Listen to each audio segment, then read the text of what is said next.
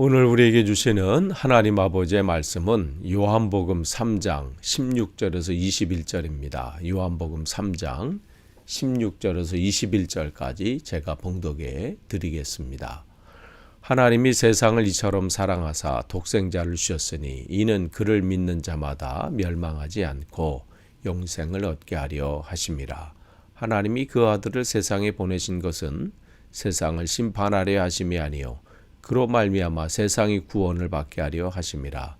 그를 믿는 자는 심판을 받지 아니하는 것이요 믿지 아니하는 자는 하나님의 독생자의 이름을 믿지 아니하므로 벌써 심판을 받은 것이니라.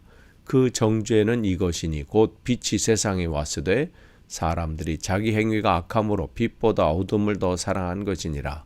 악을 행하는 자마다 빛을 미워하여 빛으로 오지 아니하나니 이는 그 행위가 드러날까 함이요 진리를 따르는 자는 빛으로 오나니 이는 그 행위가 하나님 안에서 행한 것임을 나타내려 함이라 하시니라. 아멘. 우리가 또 어제부터 이제 사순절 새벽 기도회를 또 이제 사순절 묵상집을 가지고 시작을 했습니다. 오늘은 두 번째 날이에요. 그래서 오늘은 요한복음 3장 16절에서 21절 제목은 이처럼 사랑하사. 그래서 여러분이 또 함께 오늘 이 말씀을 같이 묵상하도록 하겠습니다. 본문을 16절을 보면 하나님께서 우리에게 하나님의 하나밖에 없는 아들이신 독생자 예수 그리스도를 이 땅에 보내신 이유가 분명히 나타나 있죠. 멸망하지 않고 영생을 얻게 하려 하십니다. 분명한 목적이 있는 거죠. 그래서 구약 성경을 통해서 계속해서 이 말씀을 하고 계시는 거예요. 그래서 오실 메시아, 그분에 대해 그분이 어떻게 오시는지 그것을 다양한 방법으로 우리에게 말씀해 주시고 다양한 사람을 통해서 우리에게 말씀해 주십니다. 깨달으라는 것이죠. 준비하라는 것이에요. 왜? 멸망치 않기 위한 것이 하나님의 마음입니다. 그래서 우리가 이 독생자 예수 그리스도가 이 땅에 오지 않았다면 우리는 그냥 멸망의 길로 가는 것이고 그 종착역은 멸망과 죽음인 것이죠. 우리가 구원받을 만한 우리가 그런 능력도 없고 방법도 없고 그런 길도 없는 것입니다. 그 묵상집에 보면 그런 내용들이 있죠. 본능만 가지고 사는 동물들도 자기 새끼를 끔찍히 사랑하는 거. 그래서 그러한 영상들 우리가 종종 이렇게 뉴스나 어떠한 이야기를 통해서 많이 듣게 되잖아요. 뭐 어디 수렁에 빠진 그 자기 새끼를 구하기 위해서. 얼마 전에 그 코끼리가 이 어디 조금 어떤 구덩이에 빠진 그 이 새끼를 구하려고 엄마 그 코끼리가 그 구덩이에 머리를 박혔는데 거기에 그냥 꽉 끼인 거예요. 그런 이제 상황에서 이제 구조대들이 동원해서 정말 그 사투 끝에 그래서 다 둘 다르게 구하게 되는데 그게 본능이거든요. 근데 동물들도 그러한 본능이 있다는 것이죠. 그런 것 때문에 그런 것처럼 부모님들은 어떤가요? 그 자기 자녀를 위해서 그냥 모든 것을 아끼지 않는 게 부모님이잖아요. 그런 것이 자기가 그 자식을 위한 거라면 자기가 못 먹어도 자식이 배부른 것이 더 중요하고 그 자녀가 아프다 그러면 그 길이 뭐 어느 정도 길이라도 상관없이 그 자녀를 안타까워서 찾아가고 돌보고 그게 부모의 마음입니다. 그러니까 자기가 할 수 있는 안에서는 모든 걸 하려고 하잖아요. 자기의 모든 것을 주는 한이 있어도 마찬가지. 그래서 왜 그래요? 그 자녀를 사랑하기 때문에 그렇습니다. 그런데 우리 뭐 동물들이나 우리들이나 그 사랑이 한결같지는 않습니다. 때로는 내 상황 때문에 또 내 형편 때문에 그렇게 하지 못할 때가 있잖아요. 또 그 자녀의 관계 속에서도 마찬가지죠. 그 자녀가 부모에 대해서 힘들게 하고 어렵게 하고 하면 뭐 소홀해질 수도 있어요. 상황에 따라서. 그런데 여기 본문의 이 말씀을 통해서 그 주님의 사랑은 한결같다는 거예요. 우리의 사랑은 때로는 자기중심적이고 내가 판단해서 내 형편이나 내 상황이나 이것을 판단할 때가 있어요. 또 자기중심적이고 감정적일 때가 있잖아요. 그래서 오히려 자녀들에게 상처를 주는 경우가 얼마나 많습니까? 사랑이라는 미명 아래 우리는 그 자녀 모르게 우리가 상처를 주기도 해요. 뭐 여러분은 안 그러셨나요? 저도 그러한 경험들이 있고 또 그런 상처를 받기도 하고 주기도 했을 겁니다. 그러니까 우리가 중요한 건 받는 사람의 입장이 중요하거든요. 그래서 이 통계에 의하면요, 부모에 의해서 상처를 받은 자녀들이 굉장히 많다는 사실입니다. 그러니까 우리가 뭐 부모 가깝다는 이유로 우리가 언어적인 폭력을 행할 때가 있어요. 다른 사람에게는 정말 더 좀 젠틀하고 좀 언어를 순화해서 말하려고 하는데 가깝다고 하는 사람, 거기에서는 우리가 잘한다고 나는 내 마음에 잘 되는 바람에 잘 되기를 바라는 마음에 그가 제대로 되기를 바라는 마음에 한다고 하지만 결국은 자기 중심적이죠. 자기 감정이 있는 거예요. 그래서 그걸로 인해서 그 상대방이 얼마나 고통스러운지는 중요하지 않아요. 그러니까 인간의 한계가 이렇다는 거예요. 아무리 사랑으로 한다고 해도 그게 온전하지 못하다는 말씀을 드리는 거예요. 그러나 우리 주님은 하나님의 사랑은 언제나 한결같고 또 참됩니다. 영원한 생명까지 우리에게 주시는 분이세요. 그래서 오늘 3장 16절 하나님이 세상을 이처럼 사랑하사, 거기 보니까 이와 같은 방법으로, 그러니까 이처럼이라는 것은 이와 같은 방법으로 이만큼라는 의미죠. 그러니까 그 크기가 얼만큼이에요? 자기 하나밖에 없는 아들 독생자 예수 그리스도를 십자가에 죽이시기까지. 이러한 사랑이 어딨나요? 아무리 우리가 무슨 누구를 사랑하고 뭐 섬기고 아낀다 해도 자기 자식을 희생할 만큼 그렇게 되기가 쉽지 않지요. 아니면 불가능한 일입니다.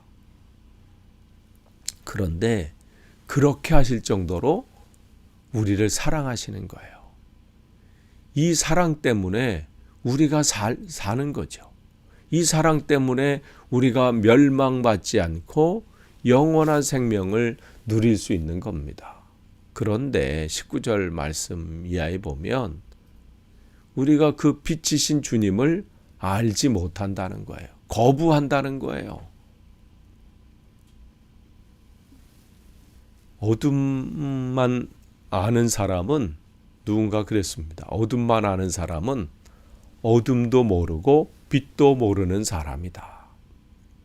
그도 그럴 것이 이게 전부인 줄 아니까, 어둠 이외에는 없다고 생각하니까 그 어둠의 실체를 모르는 것이죠. 그 어둠만 아는 사람은 그렇기 때문에 빛도 모르는 것이죠. 그러나 빛을 아는 사람은 빛과 어둠을 압니다. 그래서 우리가 빛과 어둠을 알기 때문에 이제 해가 이렇게 지고 방안이 어두워지면 이 전기불을 켜려고 하잖아요. 불을 켜려고 하는 게 왜 그래요? 이 빛을 알기 때문에 켜는 거지. 그게 없다고 생각하고 모르면 그러한 행동을 하지 않지요. 예수님은 빛을 창조하신 분입니다. 그렇기 때문에 빛도 알고 어둠도 아십니다.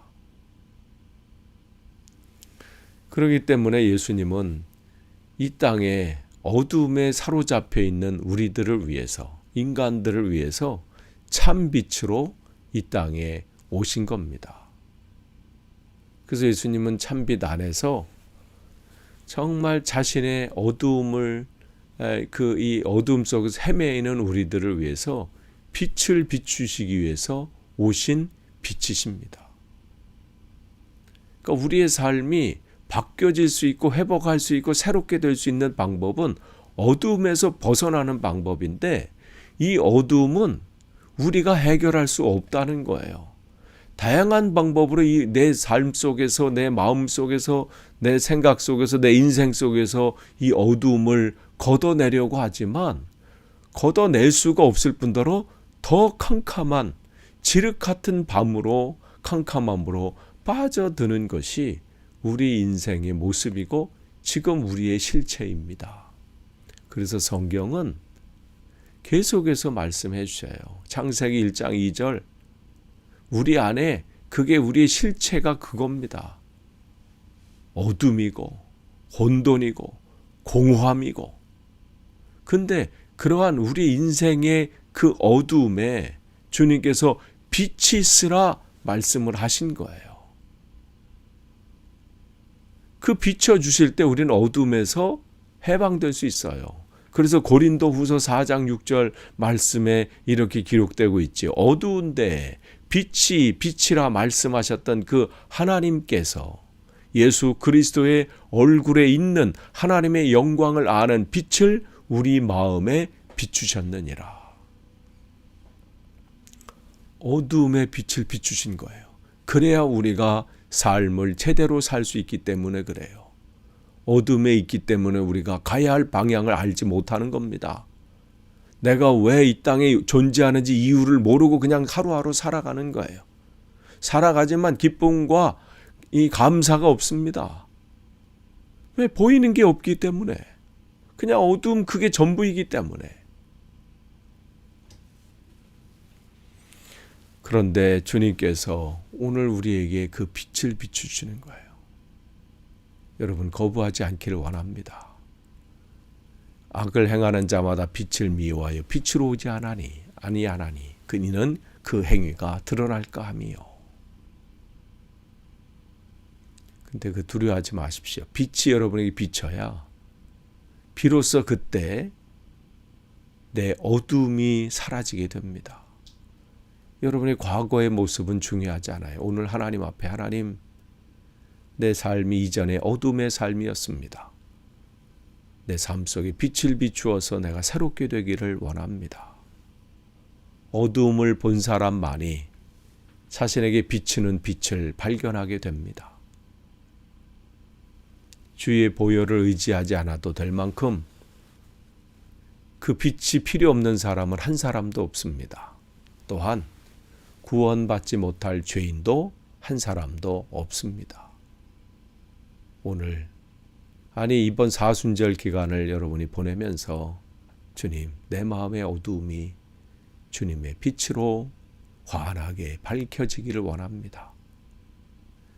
그렇게 밝혀짐으로 인해서 내 삶에 죄악된 것, 내 고집들, 내 욕망들, 그것이 먼저 밝히 보여서 주님 앞에 다 버려지게 하시고 내가 새롭게 내 비전을 붙잡게 하시고 내 길이 보여져서 주님 안에서 새롭게 되는 인생이 되게 없어서 그러한 복된 사순절 기간이 되기를 간절히 축복합니다.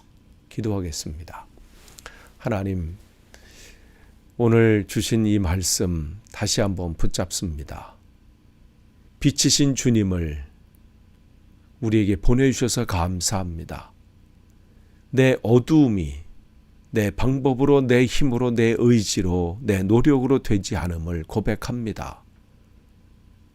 어두움 가운데 서 있는 우리들을 빛이신 주님께서 그 어둠을 몰아내시고 우리를 새롭게 할 줄 믿습니다. 하나님, 우리는 멸망받지 않고 주님 예수 그리스도 때문에 우리는 영생을 얻을 수 있음을 감사합니다. 우리를 이렇게 사랑하시는 주님의 사랑에 또한 감사합니다. 하나님, 흔들리지 않고 주님의 사랑을 날마다 맛보며 오늘도 승리하게 하옵소서. 예수님의 이름으로 기도하옵나이다. 아멘. 우리 기도문을 또 같이 읽도록 하겠습니다. 함께 기도하겠습니다. 우리를 사랑하시되 하나님의 독생자를 십자가의 제물 삼으시는 방법으로 우리를 사랑하시고 또한 우리를 그만큼이나 사랑해 주셔서 감사합니다. 우리 모두가 하나님 안에 머물므로 날마다 하나님의 사랑으로 빚어지게 하시고 우리의 상처가 치유되게 하여 주시옵소서.